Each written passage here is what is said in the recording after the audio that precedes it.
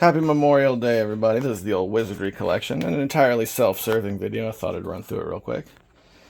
So over here we have the Ultimate RPG Archives. I had this when I was a teenager, but I rebought it. Not exclusively a Wizardry game. However, if you open it up, where's it at? Disc 5, that's Wizardry Gold. So I include that for sure. But the cool part is, check this out. The complete manual for each one of the games. The printed manual that came with it.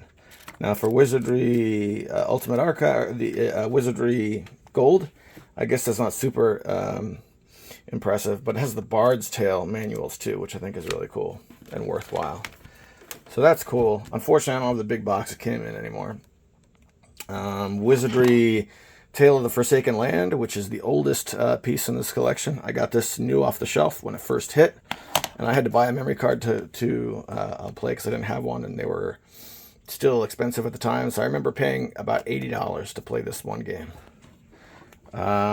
This is Wizardry 7 for the PS1. We didn't get it in the States. This is the Japanese version.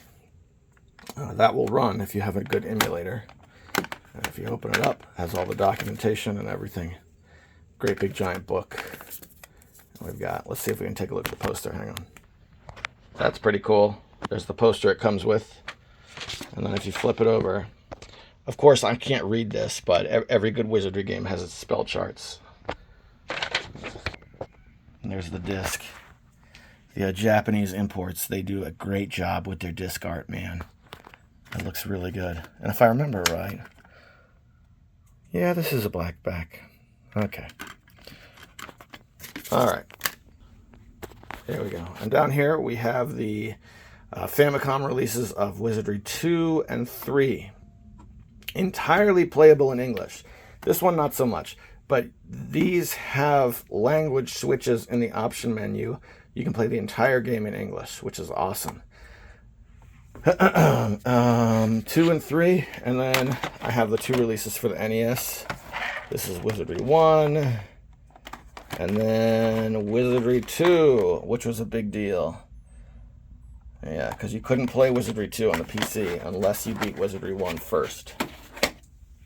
So that was cool. I don't have the first Wizardry game for the Famicom yet. I didn't see the need to buy it because I had it on NES, but there it is. And then over here we have the Super Nintendo stuff.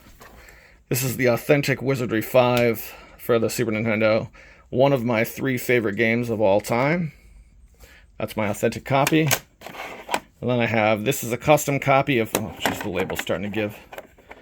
Custom copy of Wizardry 6. So this is modified to have an English translation. Because we didn't get it in the States, but that's fully English.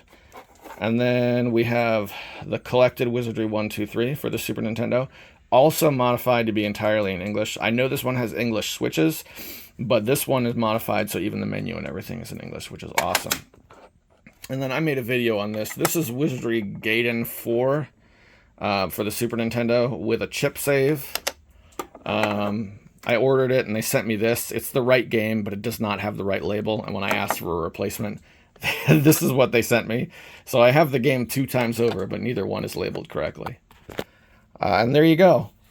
Favorite series of all time. Those are my physical releases. I used to have the Ultimate Wizardry Archives for PC, but that got thrown out before I left home as a teenager by my parents. And I think it goes for like $200 now.